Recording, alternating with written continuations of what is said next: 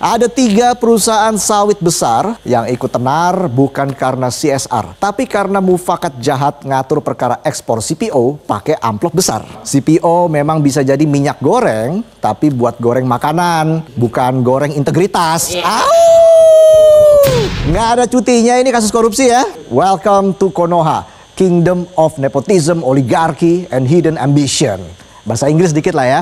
Tempat hukum dijunjung tinggi, ketinggian nyangkut di mimpi. Bisa aja saya. Main karakter dalam kasus korupsi kali ini adalah Ketua Pengadilan Negeri Jakarta Selatan, M. Arief Nurianta, yang ditangkap Kejaksaan Agung karena diduga menerima suap 60 miliar rupiah. 60 miliar kalau dibeliin lampu terang Indonesia. Indonesianya terang, tapi nurani penjaga keadilan masih remang-remang.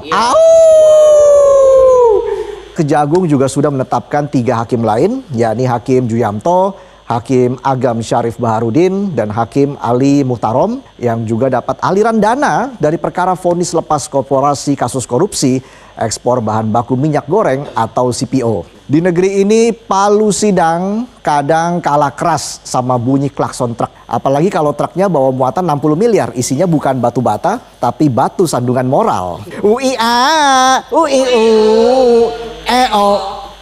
Ada 3 perusahaan sawit besar, Permata Hijau, Musimas, dan Wilmar, yang ikut tenar bukan karena CSR, tapi karena mufakat jahat ngatur perkara ekspor CPO pakai amplop besar. Pengadilan atau pasar, kok jualan pasal? Harga pasal bisa dinego, putusan bisa dapat promo, dan cashback tergantung besaran saldo. Gak cuma hakim dan panitera, ada juga advokat yang ditangkap. Advokat Arianto Bakri, si Sultan Konten Jakarta Keren. Ditangkap karena diduga jadi mak comblang antara duit suap dan hakim yang haus vonis lepas. Gak cuma orangnya yang ditahan, koleksi mobil mewah juga ikut diamankan. Ada Land Cruiser, Nissan GT-R, Lexus, Mercy, Ferrari. Kalau ada Fitra Eri di review ini. Mobil ini bukan mobil sitaan ya Reza, ini adalah mobil milik Kejaksaan Agung yang memang akan berangkat membawa tersangka yang akan dibawa ke rutan Salemba tempat mereka ditahan sementara. Menggunakan rompi pink ya, cute banget nih. Tapi nggak cute kelakuannya. Mobilnya milik Arianto Bakri, salah satu pengacara korporasi yang ikut terlibat dalam dugaan suap. Mobil sport Ferrari, dimana kalau ditaksir harganya sudah sangat fantastis Reza, hampir 7 miliar. Bisa dilihat logonya saja nih, logo kuda jingkrak, sangat cocok dibawa untuk mengitari kota ibu kota, untuk pamer, flexing, untuk menandakan bahwa berduit gitu Reza. Dan tidak hanya Ferrari, Arianto Bakri ini memang sering pamer atau flexing di media sosial TikTok yang diberi nama Gadun FM. Saya berharap juga sebenarnya mungkin nama akun media sosial bisa diganti jangan Gadun lah.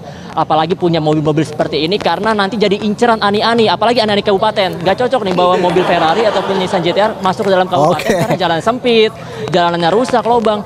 Nanti malah lecet gitu Reza ya. Hakimnya nggak tegas, advokatnya culas, korporasinya bebas, rakyatnya panas. CPO memang bisa jadi minyak goreng, tapi buat goreng makanan, bukan goreng integritas. Di tengah gonjang-ganjing kasus suap, Mahkamah Agung mendukung rencana kenaikan gaji hakim agar hakim makin bermartabat dan berintegritas. Mantap, biar hakim tidak korupsi, tinggal naikin gaji. Pertanyaannya, akankah solusi ini berlaku untuk semua profesi? Agar rakyat tidak mencuri, pengangguran digaji. Biar pekerja termotivasi, UMR jadi lebih tinggi. Mimpi kali ya? Kita sepakat gaji layak itu penting, tapi kalau niatnya dari awal bukan mengabdi, pakai hati yang bersih, mau dikasih gaji segede APBN juga tetap aja nyuri. Masalahnya bukan isi rekening, tapi isi nurani.